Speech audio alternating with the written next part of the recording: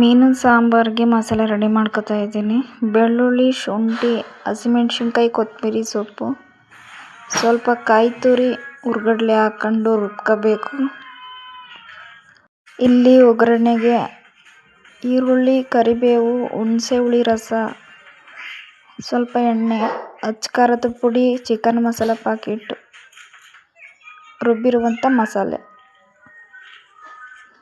ಇಷ್ಟನ್ನು ರೆಡಿ ಮಾಡಿ ಇಟ್ಕೊಂಡಿದ್ದೀನಿ. ಒಂದು ದೊಡ್ಡ ಪಾತ್ರೆಗೆ ಸ್ವಲ್ಪ ಎಣ್ಣೆ, ಈರುಳ್ಳಿ, ಕರಿಬೇವು ಹಾಕಿ ಚೆನ್ನಾಗಿ ಫ್ರೈ ಮಾಡಬೇಕು.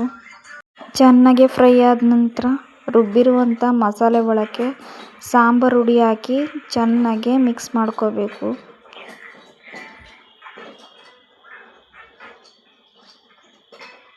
ಮಿಕ್ಸ್ ಮಾಡ್ಕೊಂಡಿರುವಂಥ ಮಸಾಲೆನ ಈರುಳ್ಳಿ ಒಗ್ಗರಣೆ ಒಳಕ್ಕೆ ಹಾಕಿ ನೀಟಾಗಿ ಮಿಕ್ಸ್ ಮಾಡಬೇಕು. ಹಸಿ ವಾಸನೆ ಹೋಗೋವರೆಗೆ ಚೆನ್ನಾಗಿ ಗಟ್ಟಿಯಾಗಿ ಕುದಿಸ್ಕೋಬೇಕು. ಬೆಂದಿರೋ ಮಸಾಲೆ ಒಳಕ್ಕೆ ಅಳತೆ ತಕ್ಕಂತೆ ನೀರು ಹಾಕ್ಕೊಂಡು ಸ್ವಲ್ಪ ಹುಣಸೆ ಹುಳಿ, ಸ್ವಲ್ಪ ಉಪ್ಪು, ತಂದಿರುವಂಥ ಮೀನನ್ನು ಹಾಕಿ ಒಂದೆರಡು ಕುದಿ ಬರೋವರೆಗೆ ಚೆನ್ನಾಗಿ ಕುದಿಸ್ಬೇಕು. ಇಲ್ಲಿ ನಾನು ಚಿಕನ್ ಮಸಾಲೆ ಪ್ಯಾಕೆಟ್ ಹಾಕಿದ್ದೀನಿ, ತುಂಬಾ ಟೇಸ್ಟ್ ಬರುತ್ತೆ ಅಂತೇಳಿ.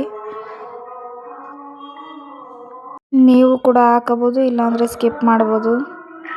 ಇಲ್ಲಿ ನಾನು ಮೀನು ಹಾಕೋದು, ಹುಳಿ ಮತ್ತು ಉಪ್ಪು ಹಾಕೋದು ನಾನು ವೀಡಿಯೋ ಮಾಡೋಕ್ಕಾಗಲಿಲ್ಲ, ಮಿಸ್ ಮಾಡಿಬಿಟ್ಟಿದ್ದೀನಿ ವೀಡಿಯೋ ಮಾಡೋದು.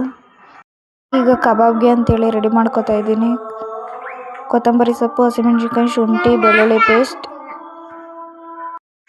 ಸ್ವಲ್ಪ ಕಾರ್ನ್ಫ್ಲೋರು, ಸ್ವಲ್ಪ ಮೈದಾ, 2 ಮೊಟ್ಟೆ ಹಾಕಿ ಚೆನ್ನಾಗಿ ಮಿಕ್ಸ್ ಮಾಡ್ಕೋಬೇಕು. ಅಳತೆಗೆ ತಕ್ಕಂತೆ ಉಪ್ಪು ಹಾಕ್ಕೊಂಡು ಮಿಕ್ಸ್ ಆಗಿ ಒಂದು 5 ನಿಮಿಷ ಮ್ಯಾರಿನೇಟ್ ಆದಮೇಲೆ ನಂತರ ನಾವು ಎಣ್ಣೆಗೆ ಹಾಕಬೇಕು. ಎಣ್ಣೆಗೆ ಹಾಕಿ ಚೆನ್ನಾಗಿ ಬೆಂದ ನಂತರ ತೆಗಿಬೇಕು. ಇದರಲ್ಲೂ ಕೂಡ ಕಬಾಬ್ ಮಾಡುವಾಗಲೂ ಕೂಡ ಒಂದು 2-3 ವೀಡಿಯೋ ಮಿಸ್ ಮಾಡಿದ್ದೀನಿ, ಅದಕ್ಕೆ ಬಾಯ್ಬಿಟ್ಟು ಹೇಳಿದ್ದು. ಗರಿ ಗರಿಯಾದ ಫಿಶ್ ಕಬಾಬ್ ಮತ್ತು ಸಾಂಬಾರು ರೆಡಿ.